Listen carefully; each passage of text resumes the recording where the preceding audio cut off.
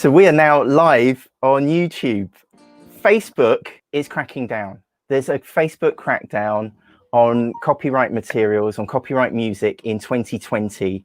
And we're now going to go through in real time what that means for you and what your options might be for going live here on YouTube. And we're doing that as a live YouTube stream. Hello, I'm Neil Mossey. Welcome to the Great British YouTubers podcast. I'm not used to doing this live. Usually I do about 20 takes. And it's a podcast where we help high achieving creators and performers just like you with advice and tips and experience. And also like my friend here who's on that side of the screen, Mark A. Wright. Hello, Mark. Mr. Mossey, how are you? I just happened to be strumming my guitar as you cut live into my lounge. This is great. And usually we've not done this before on the podcast, and we've not done this in a you and me sense. We'll explain who we are in a moment, but let's crash straight into the problem that you face at the moment. You are a live performer, a live music performer. I'm a live music performer, who obviously once lockdown came in, all of my gigs were cancelled. So I made the decision that I would just carry on performing. And so here I am. This is my lounge. Welcome to my lounge. And so I've been doing all kinds of performances, both acoustically. I'm also an Elvis Presley tribute act as well. I'm impersonating Diamond. I've done an evening of Rat Pack music. So I made the decision to carry on singing, and it's been wonderful. And Facebook as a platform has been, well, it's been a lifeline actually. And in terms of the interaction it affords you as a performer and for the audience with the emojis coming up and the comments, it's been fantastic. So yeah, that's what I've been doing since April I started. So but there's a big problem coming, and you got in touch with me to ask some really basic questions about YouTube, and I thought why not share this on YouTube, because your insight to live music online using Facebook Live as a platform is second to none. But you've got an apocalypse coming, right? Well, it's actually a bit muddier now than it was when we last talked about this. So just to bring people up to speed, Facebook sent out an update on their app and on their website, updating the terms and conditions as from this October the 1st, 2020. Basically saying that any music that could be considered a listening experience would no longer be allowed on the platform. Now, obviously, what I do is a listening experience, and you know, so many people have been singing through the platform as well. Being a listening, it would constitute a listening experience. And so obviously we thought, well, this is going to bring an end to all the live streams, not just the live streams, but anybody filming any music whatsoever. So as musicians, we've been, you know, panicking. I mean, I'm doing a few live gigs now, but not as many as before. So still live streaming is primarily how I connect with my audience.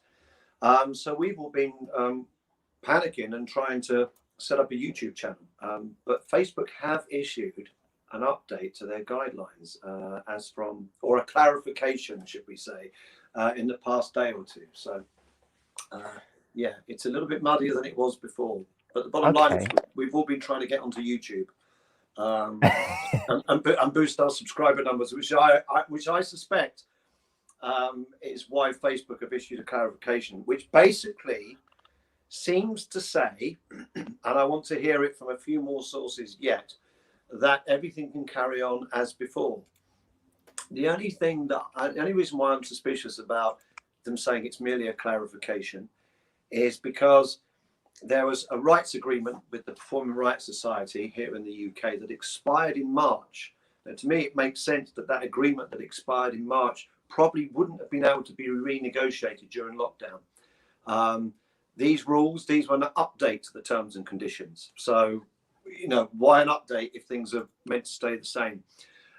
So I think what's happened in the previous 2 weeks, they've noticed, of course, that musicians like myself are basically just trying to migrate over to YouTube en masse. So it looks for now that we will be able to carry on live streaming. But what it has done is it's, as we've tried to migrate to YouTube, singers and musicians have found a whole range of issues. It's not just as simple. I thought it was as simple as putting a post on my Facebook page saying, hey, I've got a YouTube channel, all sign up to it, and if you subscribe to me, I'll subscribe to you. And then I noticed, after getting about 350, I'd wake up the next day and suddenly I'd have 310. Okay, and then I get some more subscribers, maybe another 30 or 40, and then the next day suddenly it'd be down to 302. So for every subscriber I seem to be getting, I was kind of maybe at, say out of every 5 subscribers, I seem to be losing about 2 or 3 of them within days. So it was not as easy as just setting up a YouTube channel. And why do we want to get more subscribers? Because YouTube now, you can only broadcast on your mobile device, which is what I'm using now, if you have 1,000 subscribers. So that's been the issue. So we've been trying to run and get subscribers, and then YouTube are going, no. And Facebook are saying, no, don't go. Facebook have now issued a clarification saying, that was, sorry, well, I don't know where you got that idea from. What do you mean a listening experience? No, that doesn't include all the musicians and singers that have been streaming on Facebook Live. So I'm not quite sure what the update was if it wasn't that. The wording was quite clear and quite specific. Understood. But this is a really timely reminder for everyone, Yes. everyone, even on YouTube, that the platform that you are on could disappear like that. Yes. You need to have some backup options. So it's brilliant that we're having this chat. And basically, we're going to gain some experience and tips from what you've been looking into, just by sounding out this issue. So whether or not there is a Facebook Live crackdown on the 1st of October 2020, there are some more general life lessons here for how to create live. Exactly right. It's almost irrelevant whether things change or not on October the 1st. It really was a wake-up call for a lot of us that, we don't own, we might be able to use the platform, but it really is nothing. We've got no say over it. And that can change like that. And it's not as easy as just jumping onto another platform. And there are limitations and restrictions on that as well. And so it's been driving us crazy. So understood. Yeah. So let's go through the problem then. So the problem for you specifically is that you are a live tribute act. So you sing and perform music to backing tracks. And the fear was, and the grey area is, these backing tracks obviously have their own copyright limitations. Yeah. And that the Facebook algorithm would have given you a strike and might even have shut your channel down. Yes. If you were broadcasting live using copyright material. Yes, they use the word anything that constitutes a listening experience, and for music that you don't own the rights to. Now a lot of acts say, well, I've bought the backing tracks, so I can sing them in a pub. Why can't I just sing them online? What's the difference? Well, the difference is a pub pays for a PRS license, a Performing Rights Society license, and that money is distributed amongst artists and stuff through royalties. So the pub has paid for the license for you to perform music using your backing tracks. Now, I don't know what deal Facebook have had with the PRS, but that did expire in March, and I haven't seen an update to that. So I think that this is what's happened with this situation. And Facebook, there was a bit of brinksmanship going on. And Facebook said, well, we just won't do music then. But then when they saw they were hemorrhaging musicians, because basically they don't want people to go to YouTube any more than YouTube want people to go to Facebook, which is great. Why we're talking about Facebook on YouTube. Sorry, guys.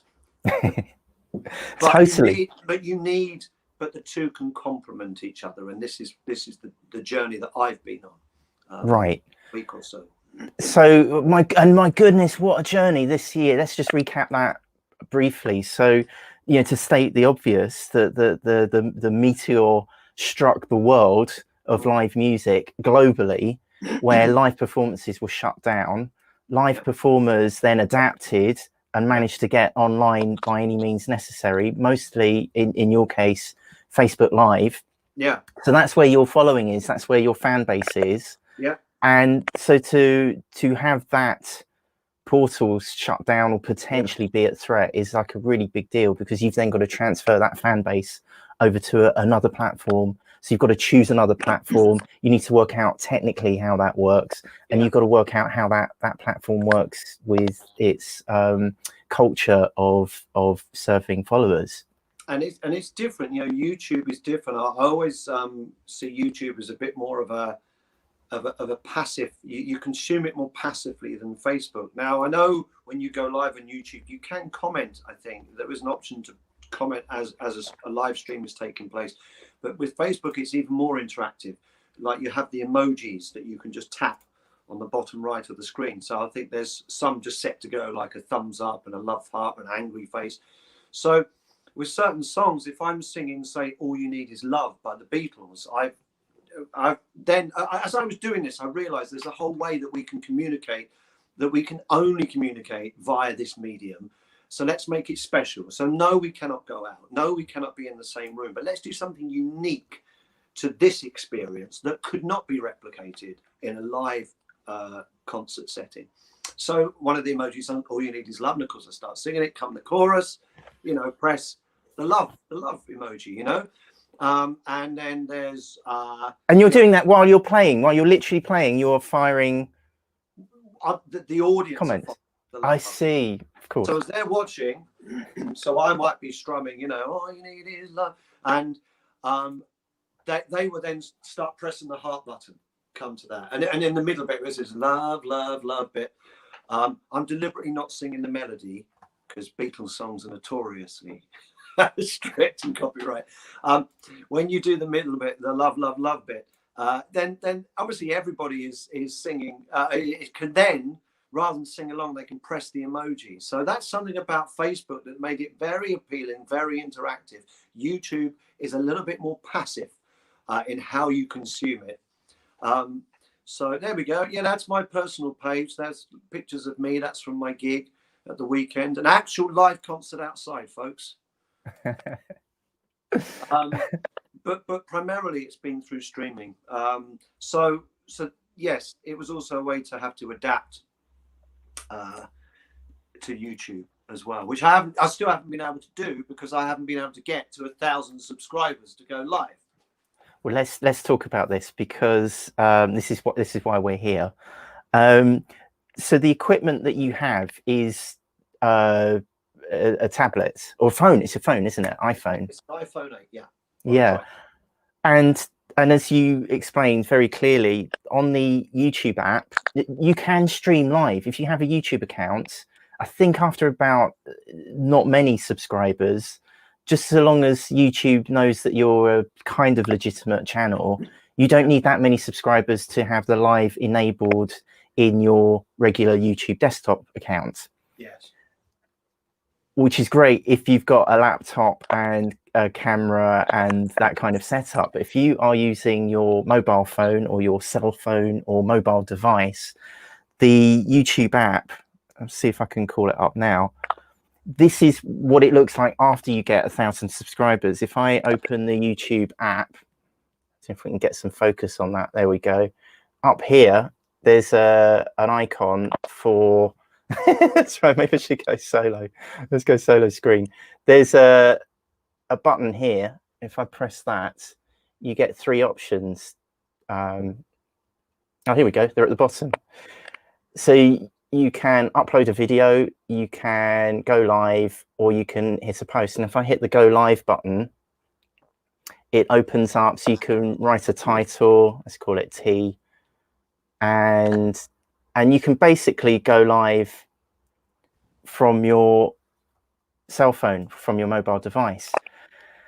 And it starts to get a bit more complicated if you broadcast from your desktop, but that is what is made available to you from the get-go. So that's problem number 1 for you. Yep. Problem number 2 is, like, beyond needing the 1,000 subscribers for the mobile YouTube app to be enabled, you also want 1,000 subscribers. You actually want the number of followers from Facebook to be able to find you here. How's that journey going? It really is a one step forward, two steps back. And it's not as easy as a lot of people think, oh, you know, I've got, say, I don't know, I think I might have 3,000 friends. So a lot of people think, oh, I've got 3,000 friends. You know, if just a third of them sign up to my YouTube channel, then great, I'm going to have, you know, enough subscribers. But people tend to stick to what they know. They tend to stick to the medium that they know. And so, and they won't transfer over either. So there's a challenge. They're used to seeing you on Facebook. They kind of stick with you on Facebook. And also, of course, when you go to YouTube, it's different. It's just a series of videos that you've uploaded as well. It's primarily just for, you know, music clips, you know, so it's not as interactive as Facebook as well. So people stick to what they know. And that's the biggest challenge. And some people are saying, oh, you should go on to Twitch, you know, and you should go on to Mixcloud. It's like, no one's going to bother going to Twitch or Mixcloud. You know, the average person that just loves Facebook, addicted to Facebook, there's a reason why you're on it so much. You know, they're not stupid. They know how to hook you in and keep you. They're not going to go, oh, what's this Twitch thing? Oh, hang on a minute. They don't, you know, you're talking some people in their 50s, 60s, you know. Right. They're used to just consuming very easy to use technology. And that's, you know, that's the beauty of it, isn't it? Technology, it should be easy. But what I found was, as I said, everyone that starts subscribing to me, my subscribers would go up, and then the next day I'd lose 20 or 30.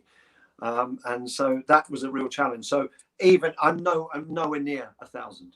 So I'm just barely over 300, even though I know probably around 500-600 have probably signed up to me. And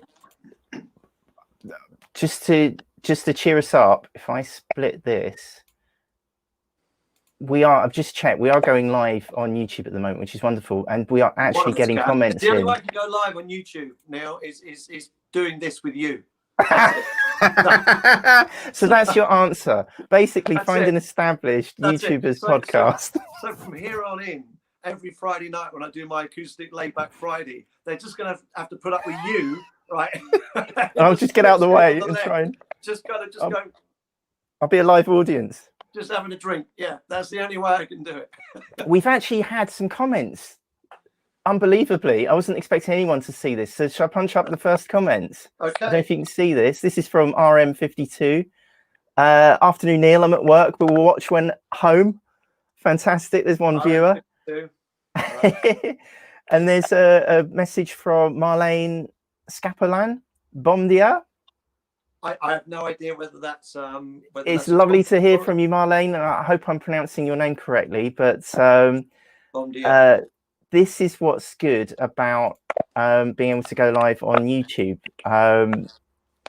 It's like telly.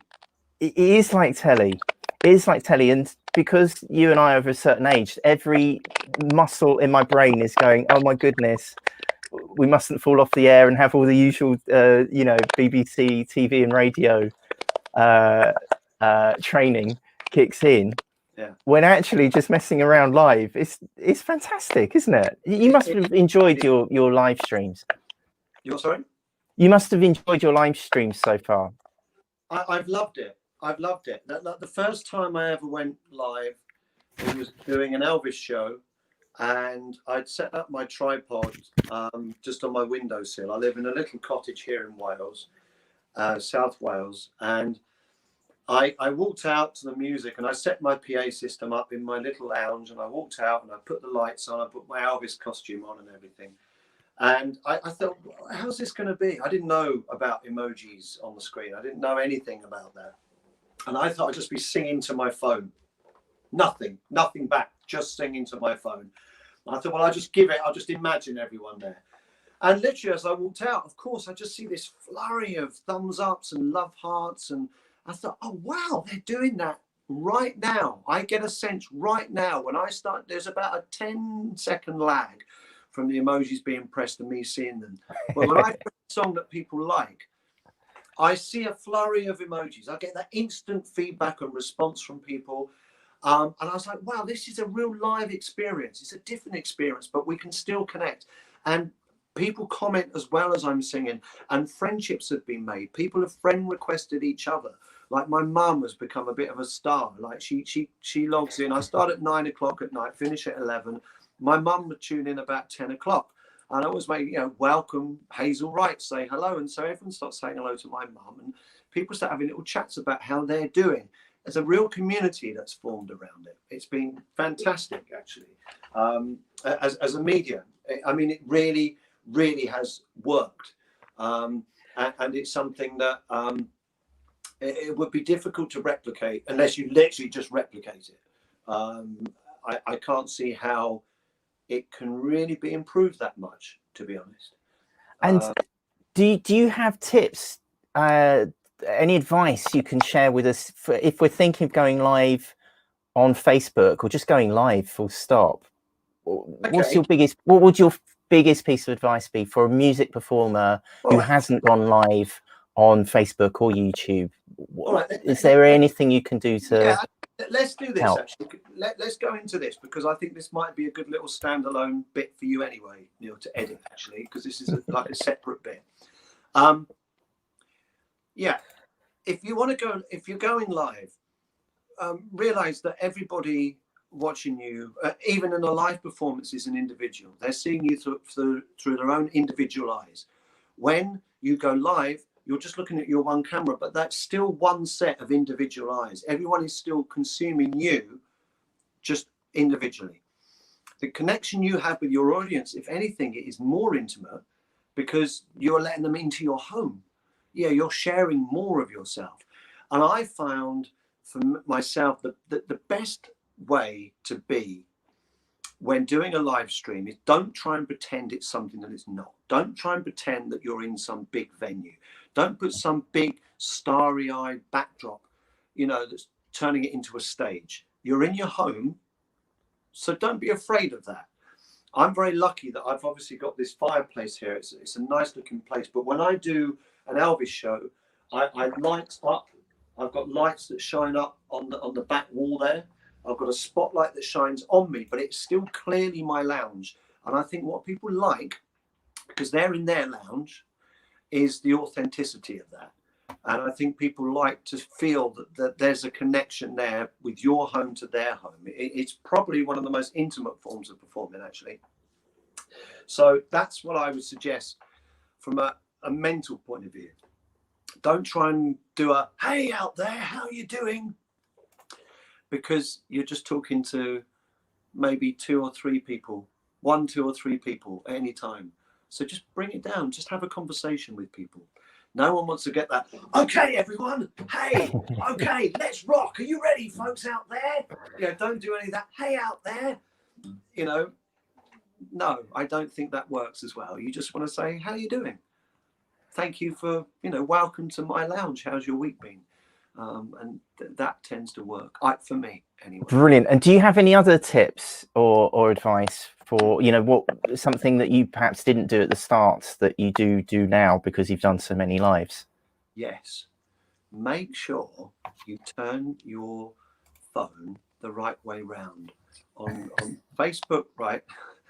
So on Facebook Live, you have your forward-facing camera, but it reverses the image by default. Don't ask me why, it does. So for the first 2 months, I was playing, you tuned in, left-handed guitar, right? And I've got a little sign that says live from the lounge, right? Every Friday I would have to reverse those letters, right? Back to front. So anyone would see the letters in the right way. And I thought this can't be. That's a great tip.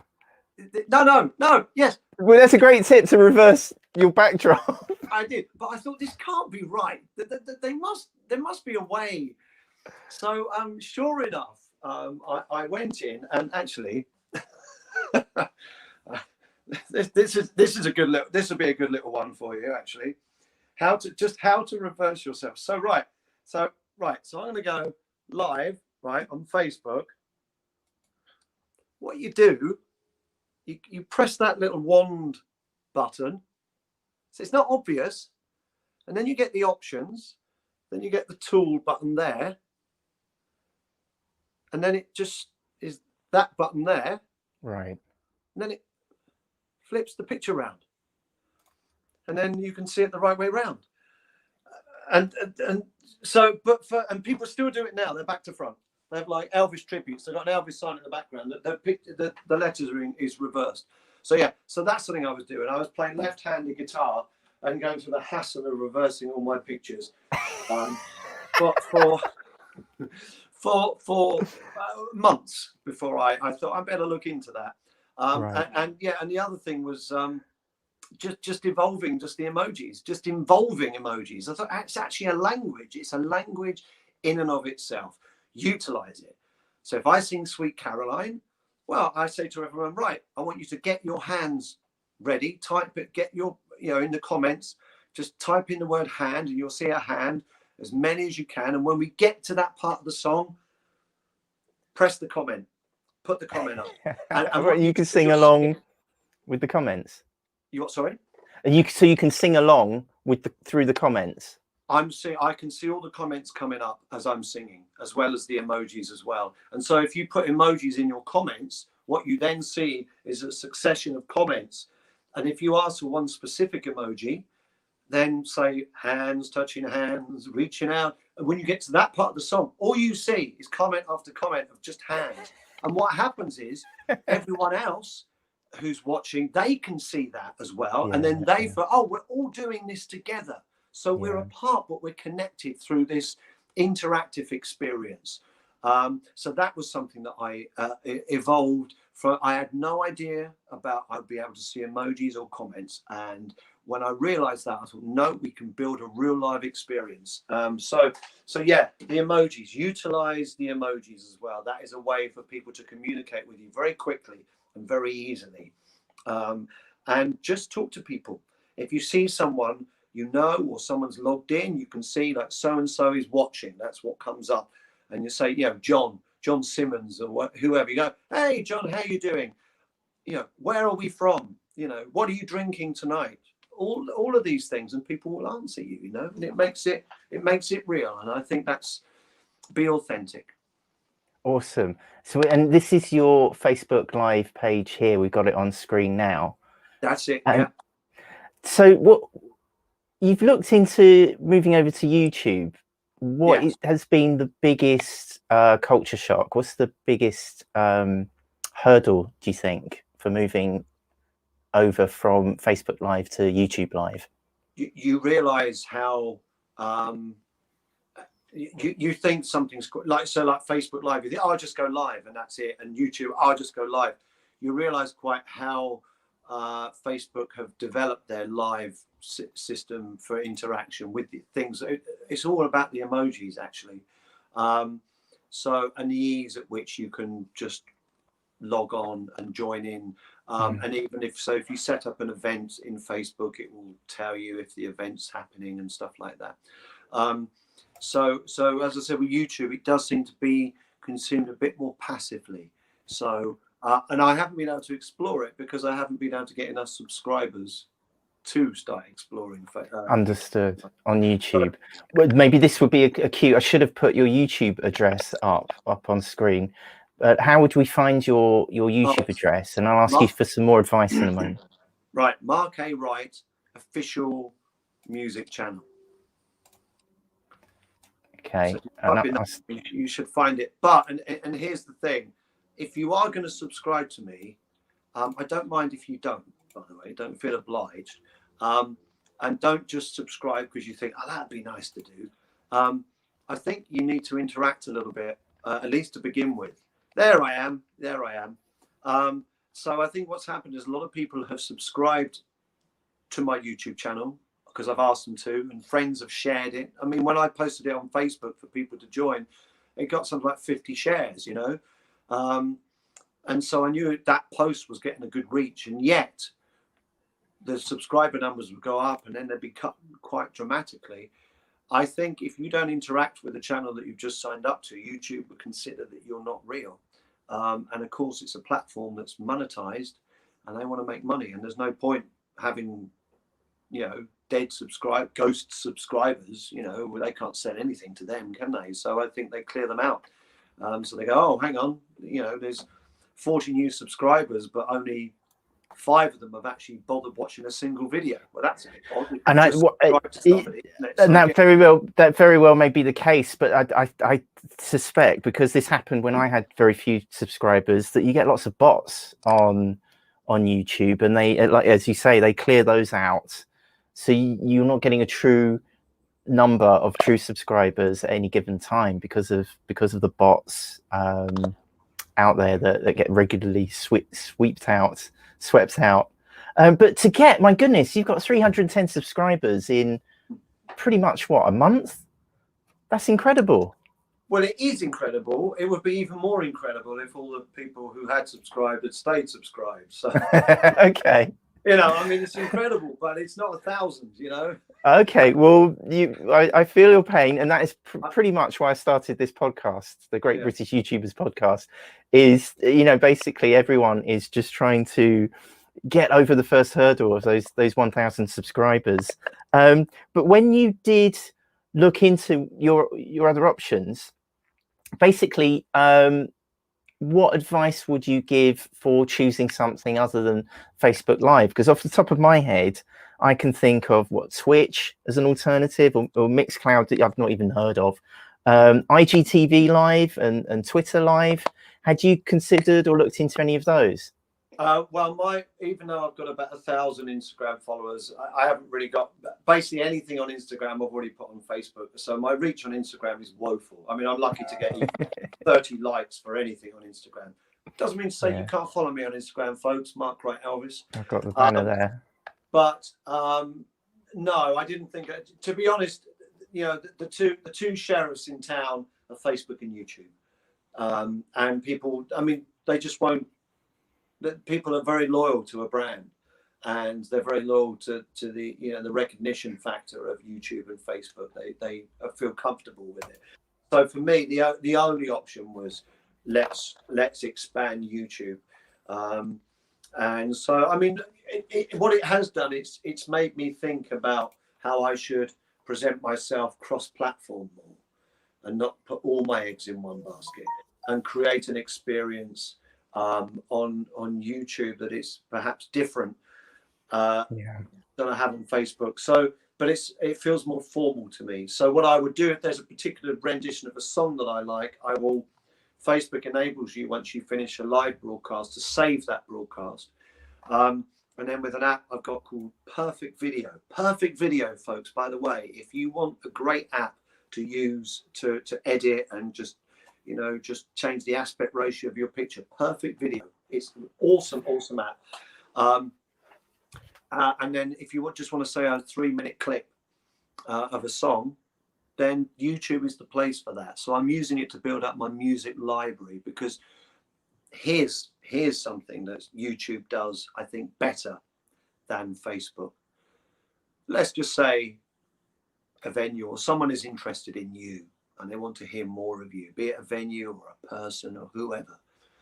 Facebook is a little bit more difficult to navigate if you just want to get to the music, I would say. Even on a music page, there's lots of different options. It's like the home screen, the events page. It performs many different functions. YouTube, it's about the video. It's about what you put on there. So it's good for me to be able to say, hey, check out my YouTube channel. You've got everything you need. You've got clips of me as Elvis. You've got clips of me as Neil Diamond. You've got some of my own songs, and then you can put them in individual folders as well, which is good. So I've done that. You know, I've got like a playlist of just my own material. So you can collate your material in a different way on YouTube. There we go. Yeah. And so it's very easy to navigate.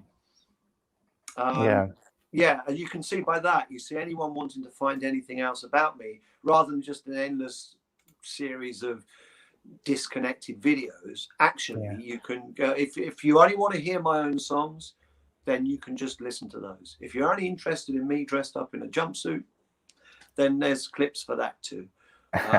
And so in that sense, YouTube is a good medium, and I think more musicians should use it more. It's highlighted how I wasn't. This is great, and this is a perfect episode break, because what I usually do when this is recorded is that I launch a new question, and then that will launch a whole new video. But we're going to put out this live episode as a complete standalone video, as well as break it up into other videos. And it's an audio podcast now, as of this week, the Great British YouTubers podcast. So if you are if you are thinking of listening to this, it's on your nearest podcatching app. But Mark A. Wright, musical performer, do you have any advice, any technical advice that has stood you in good stead for broadcasting or streaming live on Facebook or YouTube live? Yeah, turn your speakers up. If you're going through your PA, some people go through a proper mixer to have that clarity, like that professional sound. I consciously made the decision not to do that, slightly through laziness, but also it's about the authenticity as well. I think it's almost sounds real. If it is from your lounge, let it sound as if it's from your lounge. So if you're just putting your speaker off camera, the sound can be quite thin if you don't have it at a real solid volume. So blast it out as if you're at an actual gig. Don't go, oh, I'm in my lounge, so you know I better not have it too loud.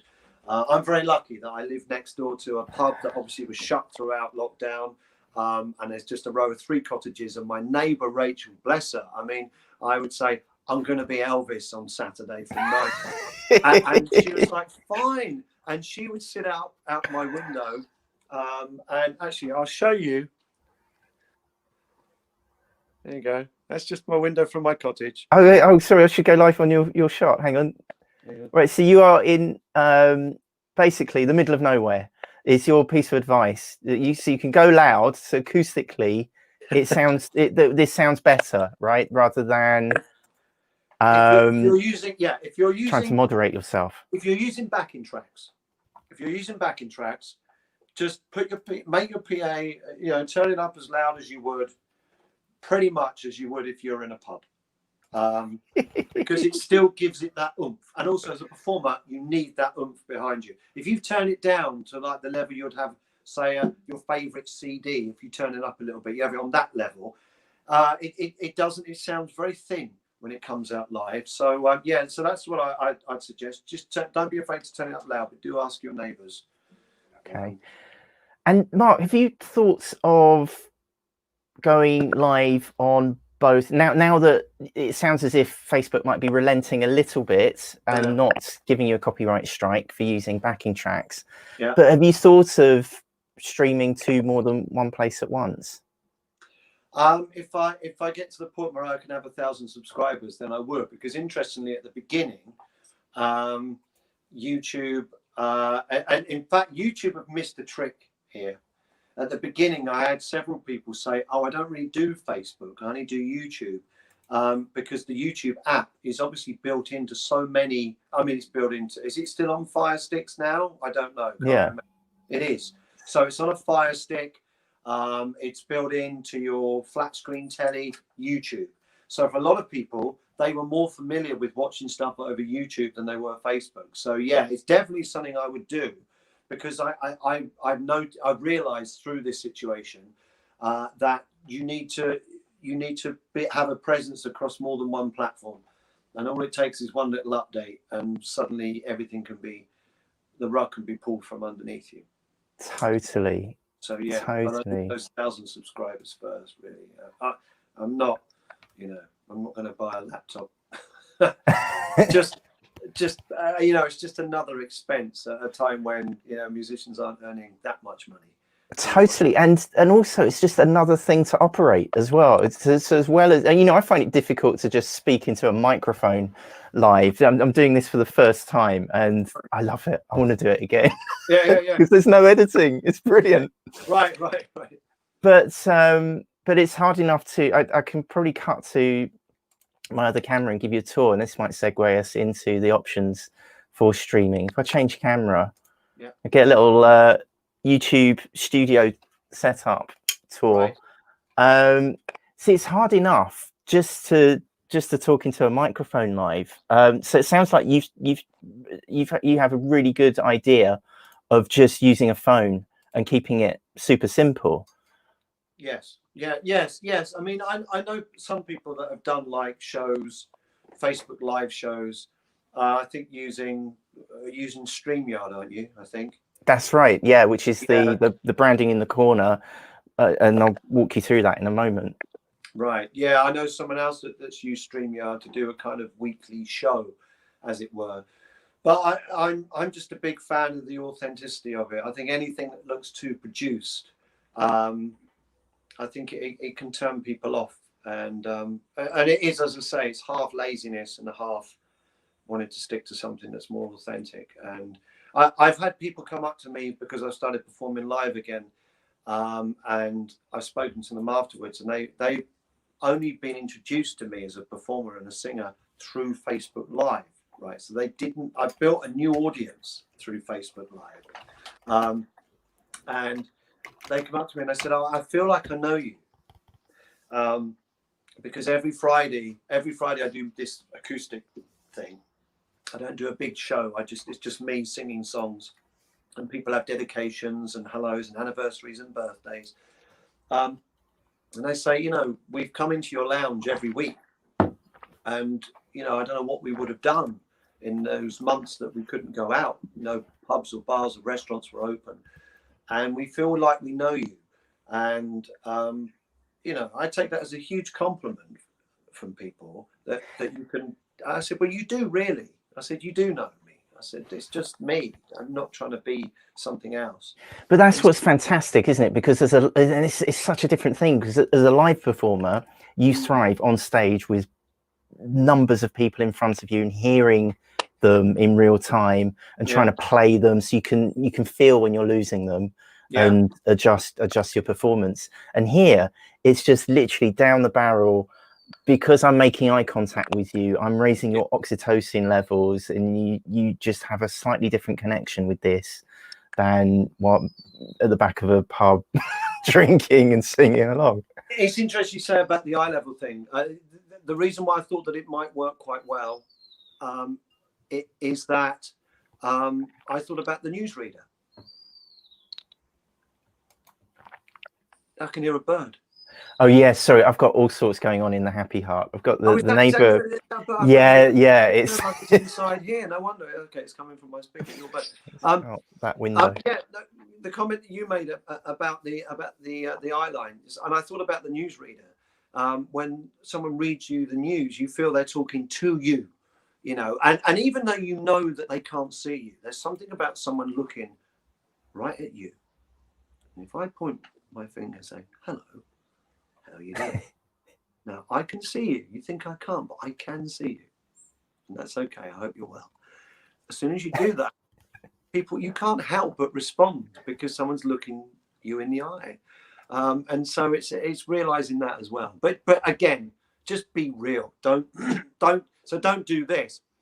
Hi out there. How you doing, everyone? You're looking great. I can see it. You're looking fab. Yeah, that's amazing, isn't it? Oh, what you're drinking there? Oh, that looks, you know, none of that, because it's rubbish, you know. So you've got to just tread that line. Always, Mark, I think that's just in life, in any performance, just keep it authentic as you can. Mark, this is a beautiful segue into the Great British YouTubers podcast, Drink Break.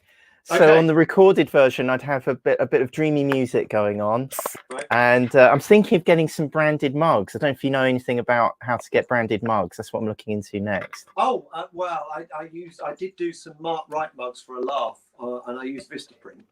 Oh, okay, yeah, and I'm thinking of Vistaprint, Redbubble or Teespring. Yeah, they're quite expensive, really, but they're very easy to use.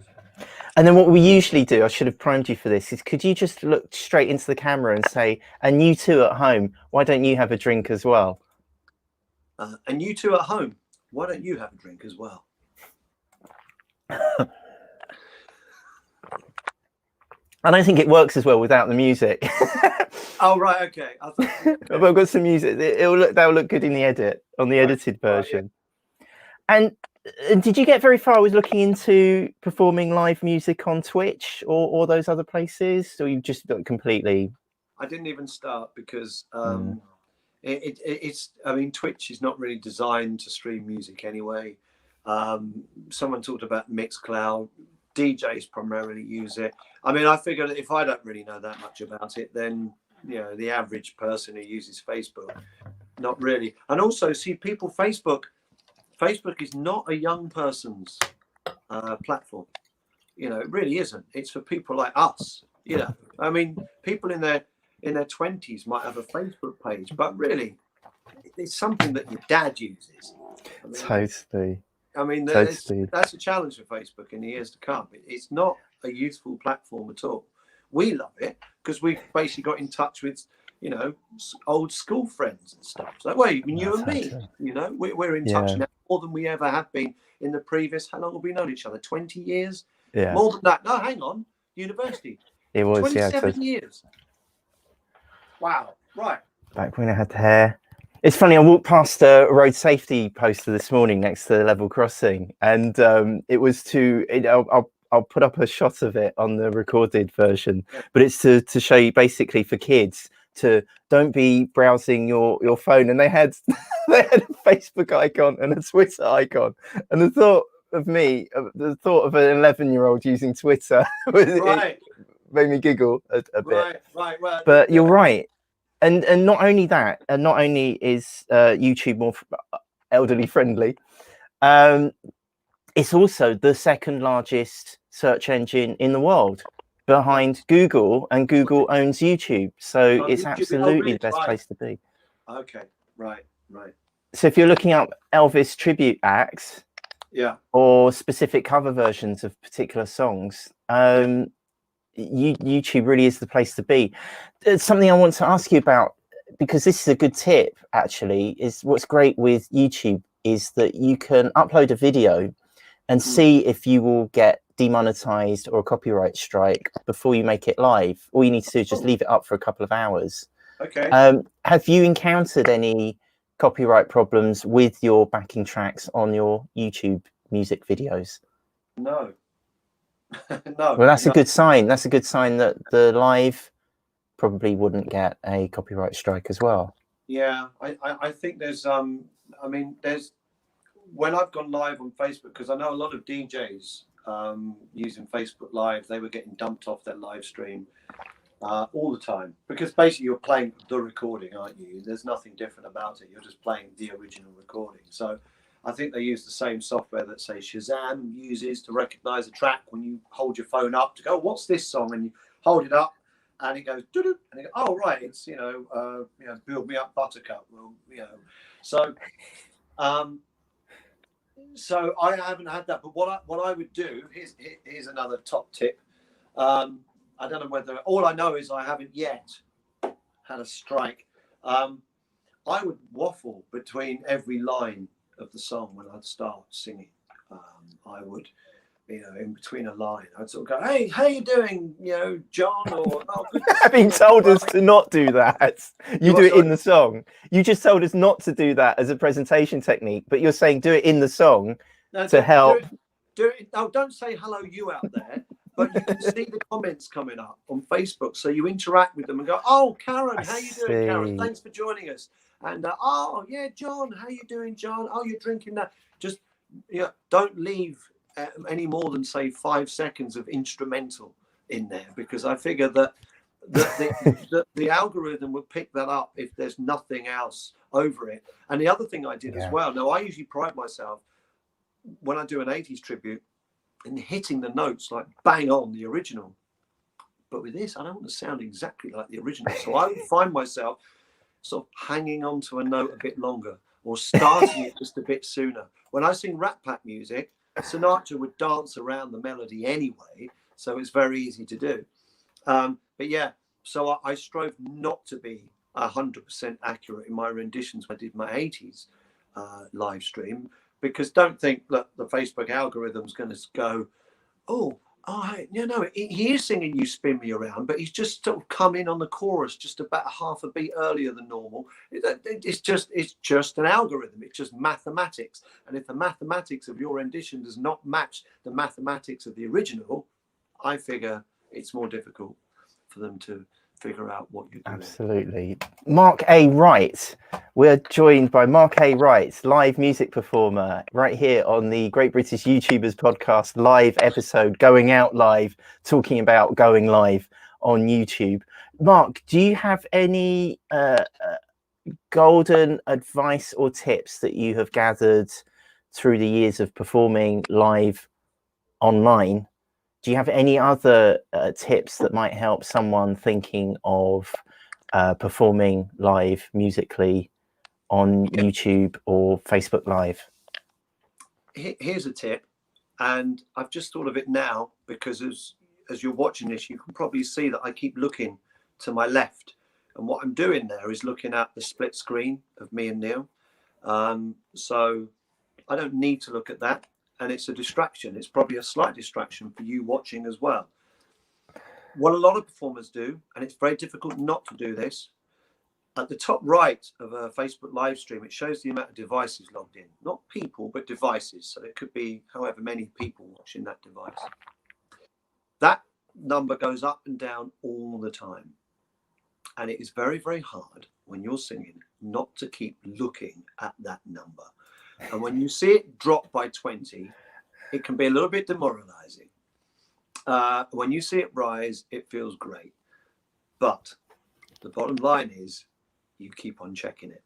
And what you're doing, I'm going to do it now. I'm just going to replicate it. There's no number, but this is what I keep doing, or what I used to do.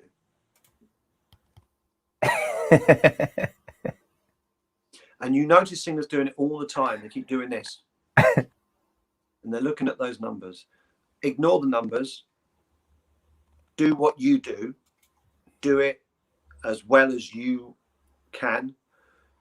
Realize that it's a person watching you, and they don't want to feel that you're constantly looking over their shoulder at something else that's more important. There's nothing more important than the person who's taken their time to share and enjoy your live stream. And so resist the urge, and it's so difficult not to keep checking those numbers, but don't keep checking those numbers. Or every so often you can have a quick glance, but I see it time and time again with singers, and you know what they're doing. And sometimes singers even reference their numbers as well, and they go, I've lost numbers, I'm losing numbers. It's like people aren't fodder, or they don't want to feel like they're fodder for your ego. You know, I always think if I do a live stream, certainly on a Friday night when I sing acoustically, I would like to sing these songs anyway. And if anyone's watching, that's a bonus. I used to go busking when I was in my 20s, and I loved it. It's where I learned to sing. And it's really weird when you first start busking because you're just in your own little world. You know, everyone's walking past. Occasionally someone might stop, but mainly people walk past, and a few people put money in, which is great. So you learn just to get into your own little world, your own little bubble of singing. You know when you're singing well. It's the same thing. You're busking. And don't worry about how many people are or are not watching you. Just do it because you love it. And if you love it, people will react to that and respond. So that's what I would say, actually. That's so true. And, you know, that's what I've learned in the last, I've really doubled down on YouTube in the last 3 months.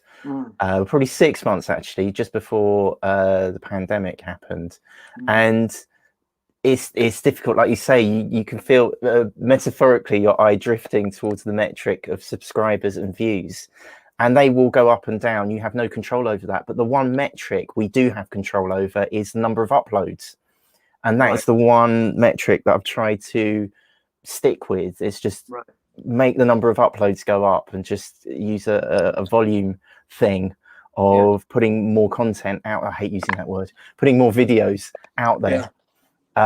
That's all I keep trying to focus on, but it's hard, isn't it? It's hard to not. Do you compare different live performances with each other? You know, as in number of comments or number of total views? You get, when you finish a performance and you upload it, you can save it to your phone first. It's always worth doing that. So what I do, so here's the process that I do when I finish a live performance. So I will save the entire thing to my phone. Facebook gives you that option, save. And then I will upload it to the actual, just what I've just done. You can just post that on your Facebook page. And then you can see how many people have, how many views you've had, and how many comments as well. And then you can play back your performance, and you can go through your comments, and you can answer many of them if you like as well. That happens a lot. I like to do that. And then with your saved performance on your phone, then get an editing app like Perfect Video and go through highlights of what you did. You know, most people are not going to watch the whole thing again. Some people do. Some people like to say, oh, I missed it, I'm going to catch up watching it tomorrow doing the ironing. But most people, they don't really want to hear more than 30-40 seconds of any song.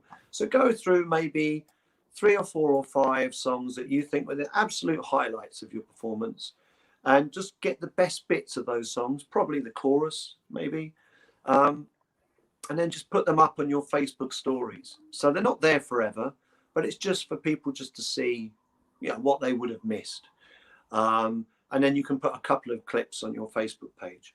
For YouTube, I tend to put the entire clip on there rather than just 30 seconds. I think that's not long enough for YouTube. So yeah, and you probably know this already, Mark, but watch time is super important on YouTube. So it's great that we're having this chat. We're up to 55 minutes, but the YouTube algorithm measures how much you watch, and literally the more watch time, the better. So if you put up a 3-minute video or a 30-minute video, the chances are the 30-minute video will do better because you have more chance of getting your average watch time up.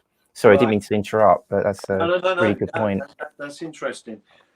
So again, that's something different between Facebook and YouTube. I mean, Facebook actively encourage you to post shorter clips. In the Facebook stories, if you post a video clip, it can't go on for any longer, I think it's like 24 seconds. That's it. That's it. Right. So that's enough for a good chorus of a song. It's enough to give you a flavor.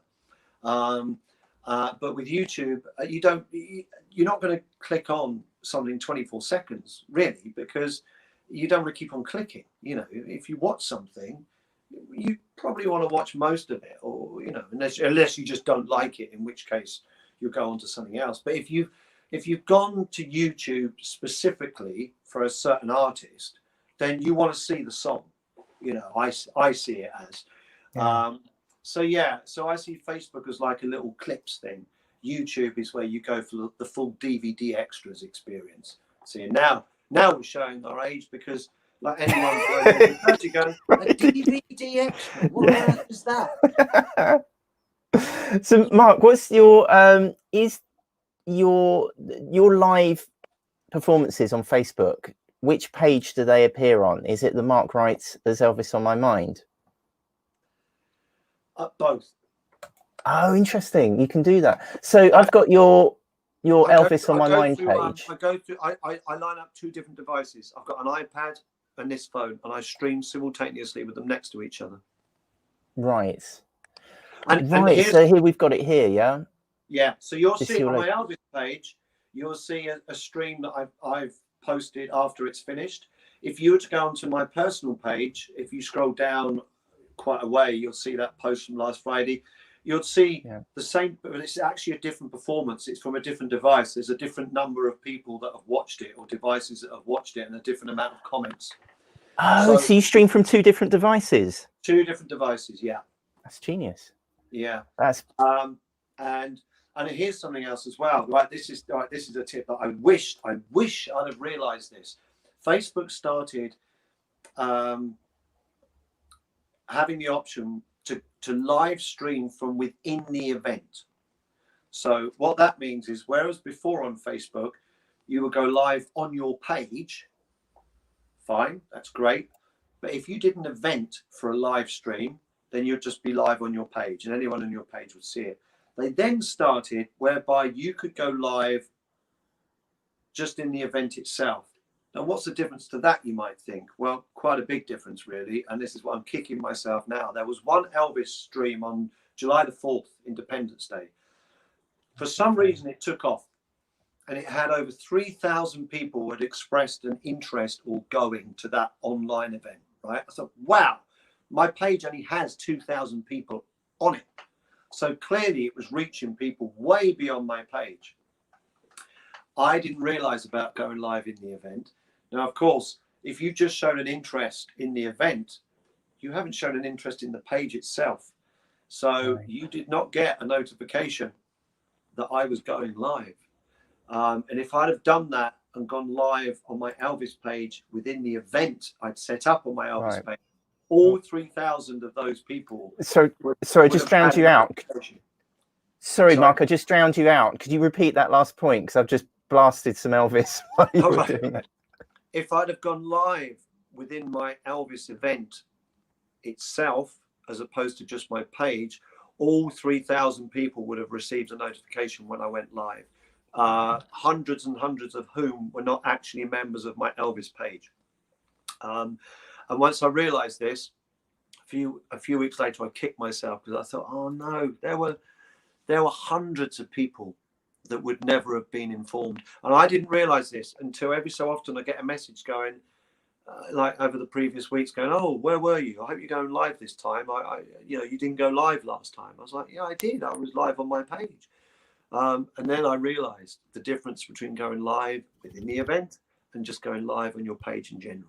So the rule I follow is, if an event has got interest, if there's more people on my page and have shown interest in the event, then I'll go live on my page, because then everyone will see it. But if the event has got interest that supersedes my page, I'll go live within the event. So I think that's, for the future, it's probably better to go live within your event than it is on the page itself.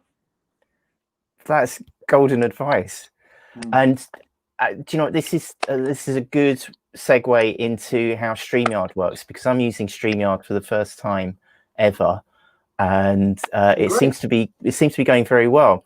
There's a downside which I haven't quite got onto yet, which is, and that speaks to your last point, what I haven't managed to do is promote this live stream at all. And I think if I were to do this from within YouTube, I would have a link that I could then put out on my socials to say join us. I'm more than happy it not being publicized on my first time, but it's going okay, right? Yeah, no, this is, this is stuff that a lot of stuff that I wish that I'd have I've just figured it out over the months. So what I'm going to do now, I'm going to restart another episode, because I might try to release this as a separate episode, but so let's give it a go. Should we have a little drink? Music. We are joined. Yeah, go on. A bit of music would be great. Thanks, Mark. We are joined on the Great British YouTubers podcast with Mark A. Wright. So I'm even pointing the right way with my mirrored camera, and I'll show you how that works in a minute. Mark, how are you? I'm very well, Mr. Mossey. How are you doing? Thank you for joining me on this. This is honestly, it seems like it was only seconds ago that we were like. This is an experiment to talk about going live on YouTube while going live on YouTube, and it's part of a bigger live video that's going out right now, but you're probably watching the recording, and you might even be listening to this on the audio podcast. It's available everywhere there's pod catching software, but I'm actually streaming this episode on StreamYard. And Mark, we've been talking a lot for about an hour about the options open to you as a musician for streaming live, and I'm doing it on StreamYard, which is why I've got a logo scorched into the corner of the screen. Is StreamYard something that you've looked into just before I show you around how it's working for me? I have, and the reason why I haven't pursued it is because it tends to distort audio if you're playing guitar. So I don't know whether this is going to do it to you now, so that'd be interesting. But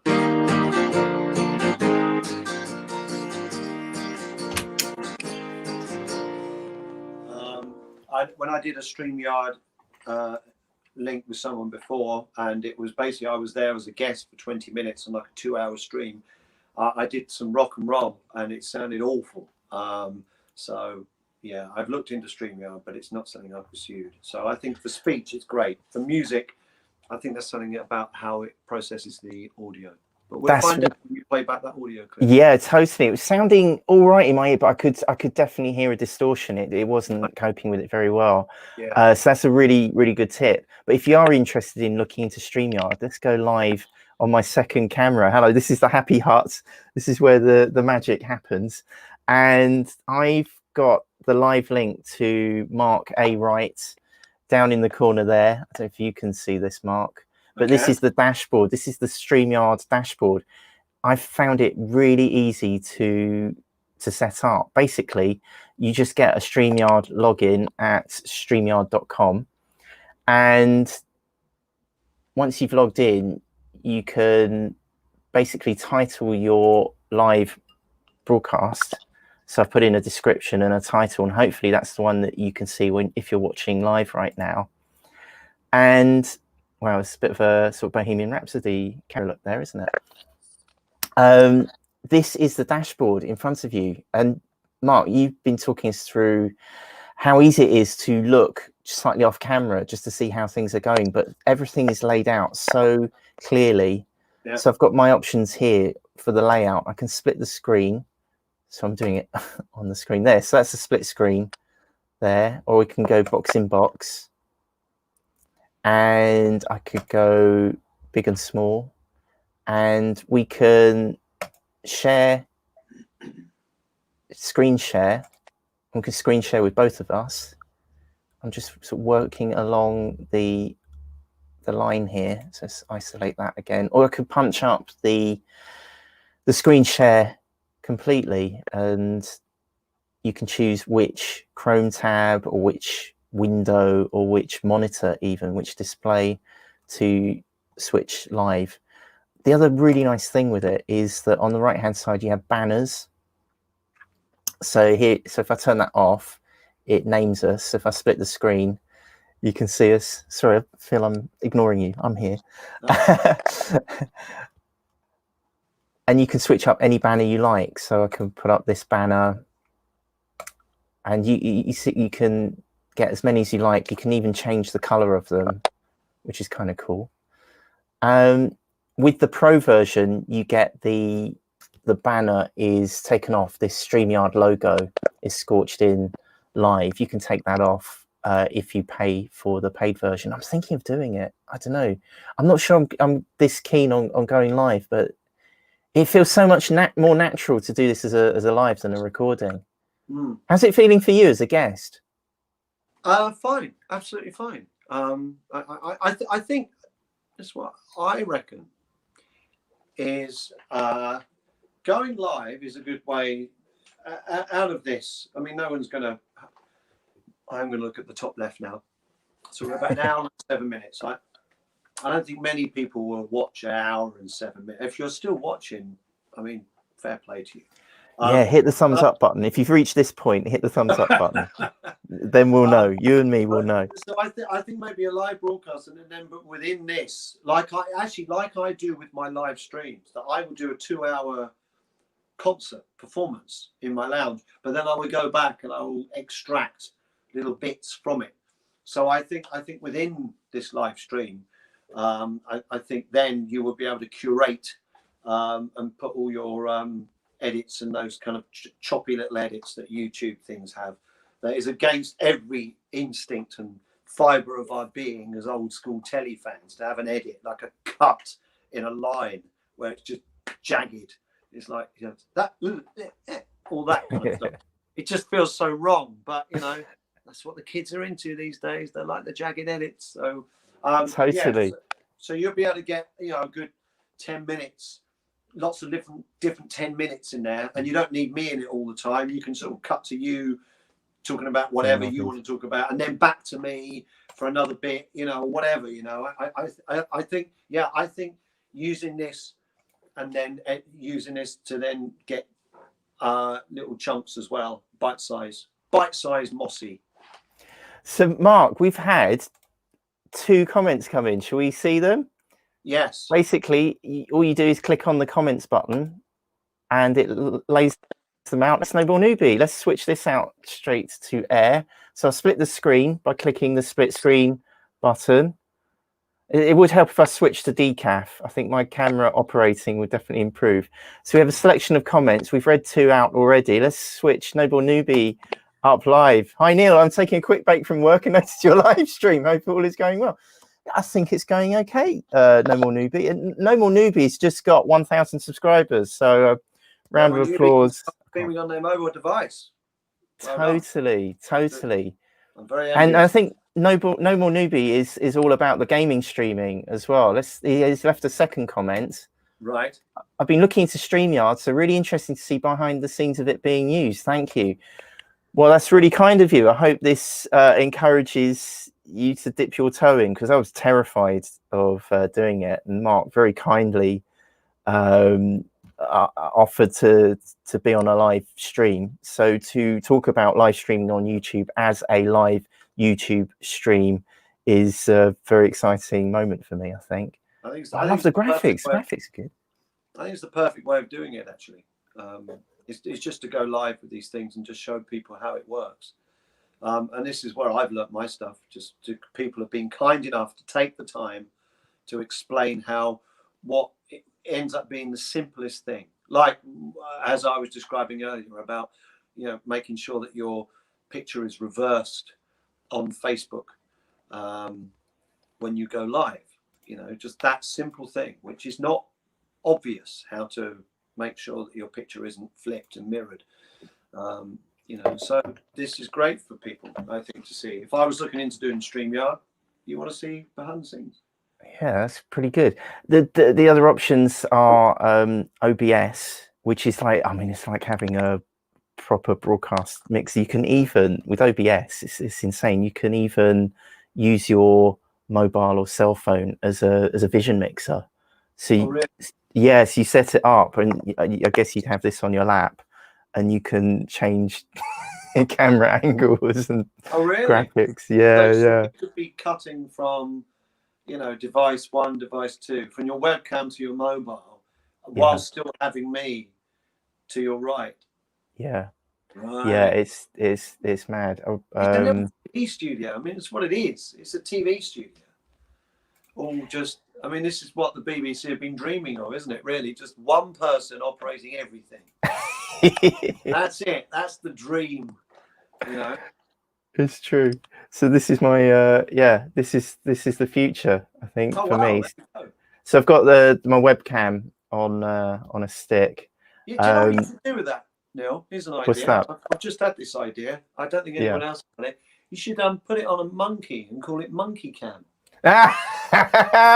For anyone in the UK, it's probably a very small subset who remembers David Letterman doing that on one of the 5 episodes of David Letterman shown on Channel 4 in the middle of the night in 1989, was it? Late night monkey cam. You strap a camera to a monkey and just let it run around the studio. Yeah, definitely we've got to do that on the Great British. We do another live stream for that where we talk about David Letterman. Okay, let's do that.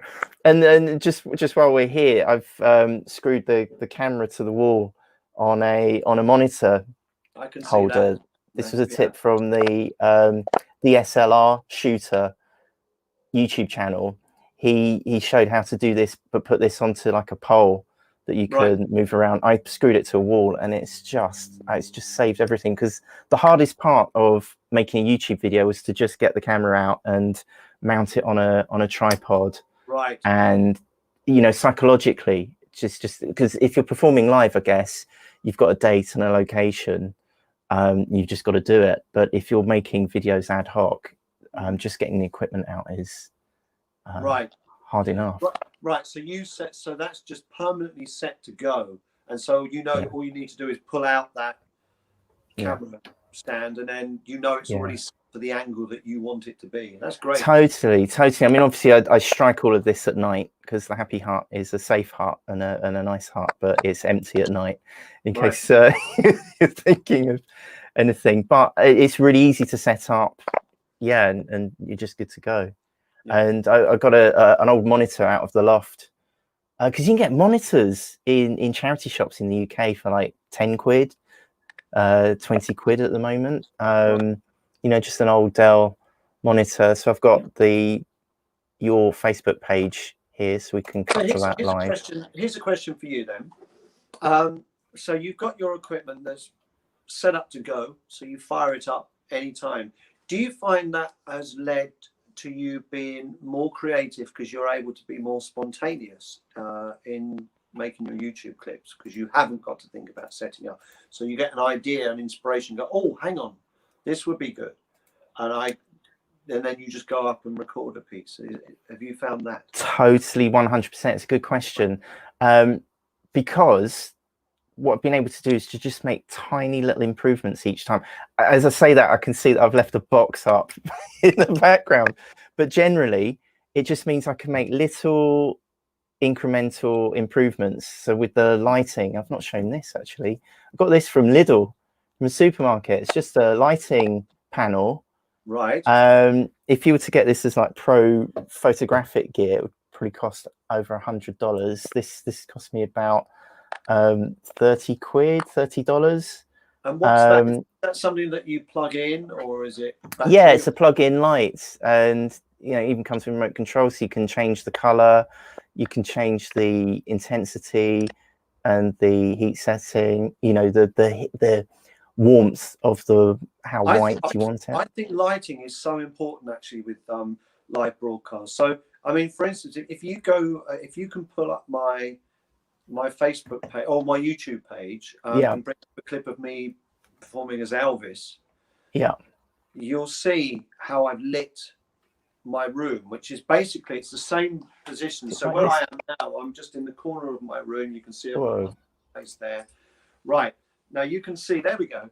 Now you can see what's going on in the background. Now there's a big Elvis sign. That's my flat screen television. That is not actually a static sign. That is a 2-hour long that's a 2-hour long video.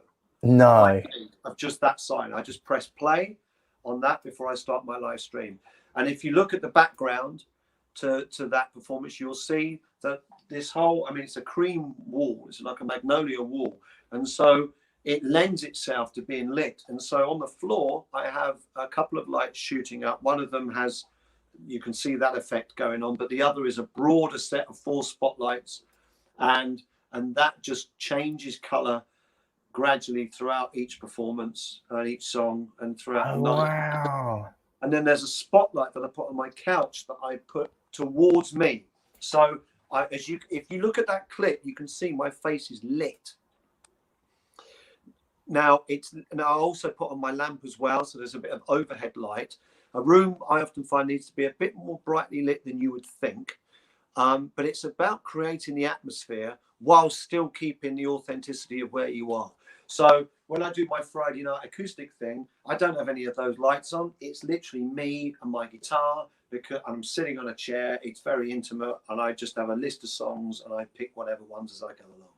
But when it's a performance, I think you need to show it's a bit more. And it's so those little things about the presentation. It's not just me dressing up as Elvis, putting my phone on the tripod, pressing go. You know, there's lots of other things that I've done before. So, like for instance, make sure that that the picture is not mirrored. It's not a mirror image, which it is by default on Facebook. Make sure you go into it and check that it's not. Make sure that what's going on behind you, the amount of people that stream live and they do it in a kitchen and they put their angle. I mean, you must have seen this, and they do it and it's like the phone's like that and they're like, yeah. So what I'm doing is, and I'm looking at the screen like, yeah. So what I reckon, and you're seeing like their plates and like washing up their fridge behind them, and it's just like, well, why would you show us that? You know, really, why would you show us that? So again, think about where you are. So you've got your really nice. So this is, I consider this my studio. This is it. Everything I do is in this position. It may be lit differently, but that again, that different performances, you go, this is something different because it's got all the lights on. So lighting. So even your thing, which may seem, it's just Neil in his shed. But it's not just Neil in his shed. It's not just cobbled together. You are lit, because you're. Hang on. Sorry, I've got cable.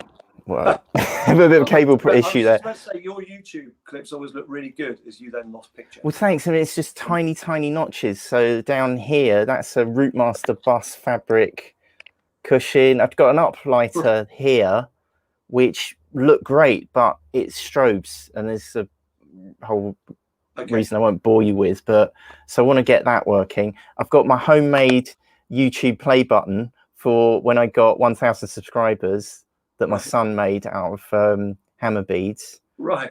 I've got a 1938 stock underground train just out of focus there. And this is a Lego truck that is my best link to a Thames Television outside broadcast truck.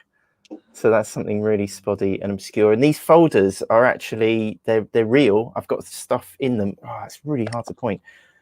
It's which way do I go? Yeah, well, you can't do it on the mirror image. When you have the mirror image, it's really easy because you've just got mirror image. But when you're actually looking at yourself as other people are watching you, you've got to do the opposite of it. I know. Yeah. So for instance, to me, you're to my left, so I'd just be doing that. But of course you're not. I have to look to there.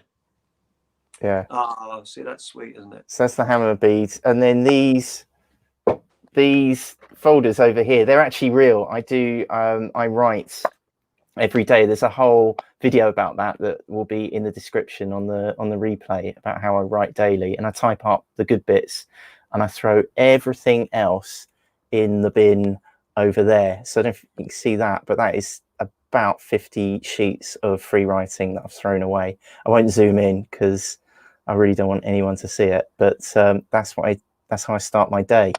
I write 3 pages and I throw it away, and I keep the good bits, type them up, and they end up being printed up there.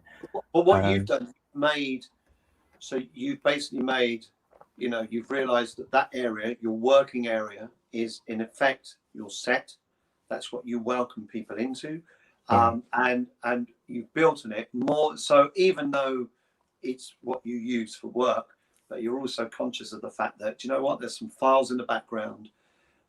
You've got, the lovely picture of the YouTube 1,000 subscribers. You've made sure that you're lit from the front.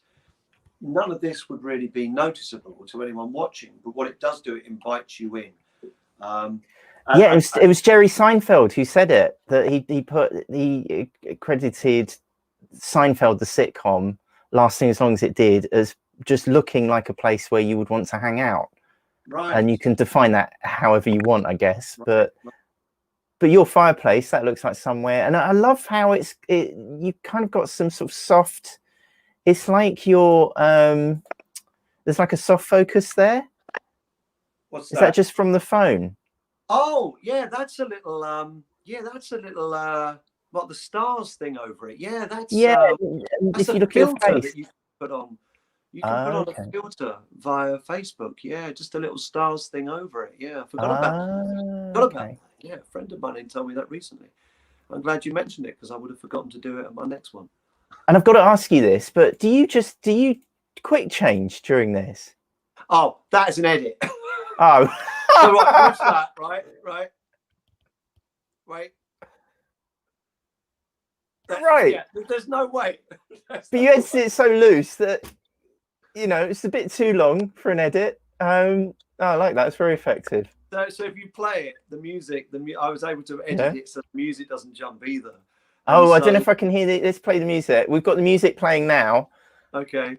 Oh, this is where I get the copyright strike. Yeah. Okay. There we go. So. Hey, let's just. I mean, the conceit is, right. If I'd have done it literally, came back out immediately, obviously people would go, "That's like a magic trick, isn't it?"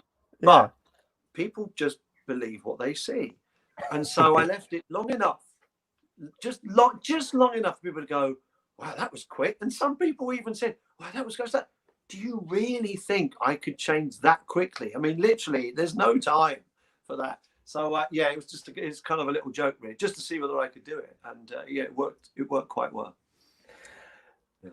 So that's how StreamYard works. And great, Mark A. Wright, thank you so much for helping me to overcome my fear of going live on YouTube by making by making a video about going live on YouTube, by going live on YouTube. I really appreciate it. It's the very first Great British YouTubers live podcast. We've got your Instagram account up here, but how can we follow you? We'll put all the links in the description if you're looking at this on the replay, but where can we find you? We'll put the links below. Instagram Mark Wright Elvis. Facebook, just look up Mark A. Wright. You'll find my personal page. You can friend request me or send me abusive messages, whatever you want to do. And YouTube, Mark A. Wright official music page, as if there's an unofficial one. Of course there isn't. So that have all my music as well. And yeah, that's, if you want to find me, great. Say hi, say hello, and if you like any music, let me know. And before we go, is there any other tip or piece of advice that you would, just a quick leave behind for someone who is a live music performer who might be somewhere else in the world right now and who hasn't gone live on Facebook or YouTube? What would you say to them? It's the same advice. The advice I would give anyone who has not yet streamed live is the same advice I would give to anybody that's thinking about just doing a gig, who's not yet gigged. Just do it. The first time I ever went live was the night before my Elvis show that I did.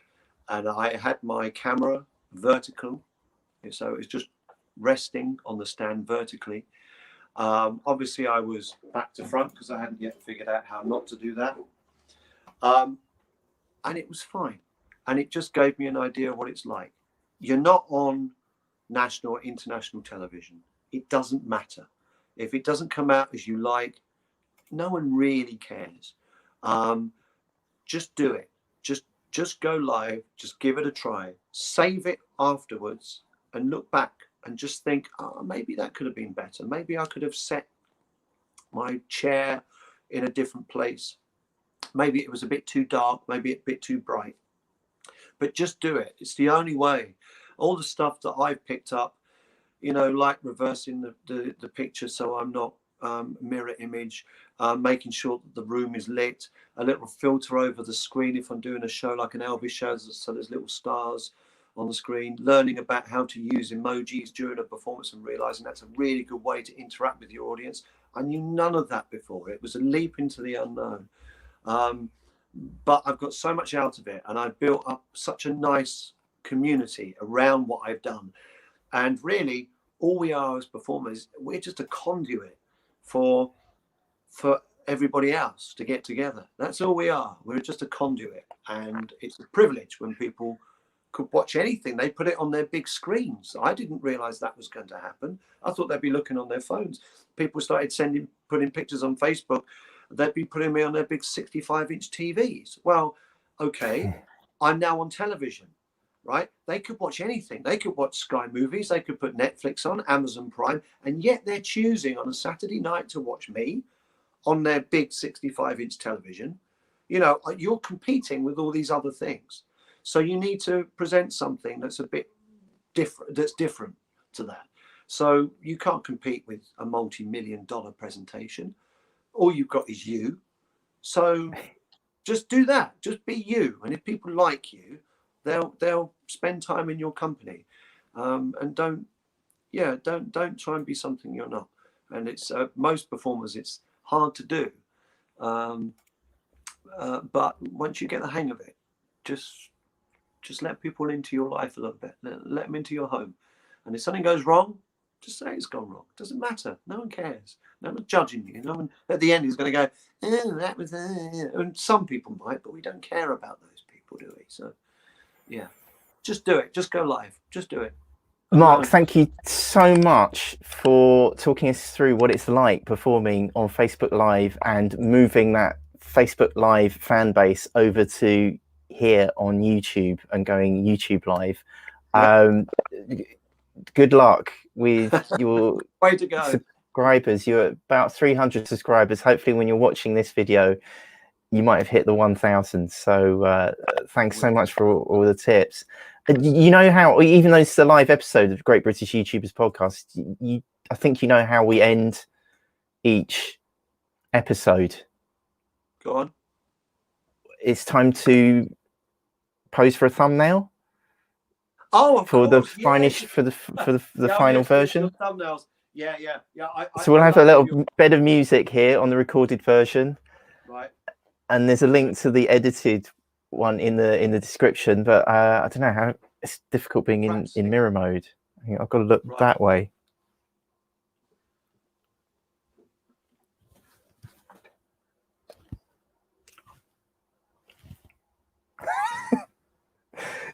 Should we look like Facebook has just completely struck the channel. Yeah.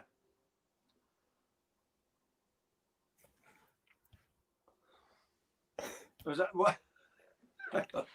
See, this is. Oh yeah, yeah. It's the thing I hate most about having a YouTube channel is having to post for the thumbnails. No one is going to click onto something where we're doing that, are they? Well, no one's going to. I don't know. There's some looking grumpy with their thumbs down. Yeah, and the title is Facebook will destroy your channel. Yeah. Okay, you put your thumb down, and I do looking horror. I don't want. No, you're right. I don't want that negativity on my channel. Yeah, but what we can't do though is this.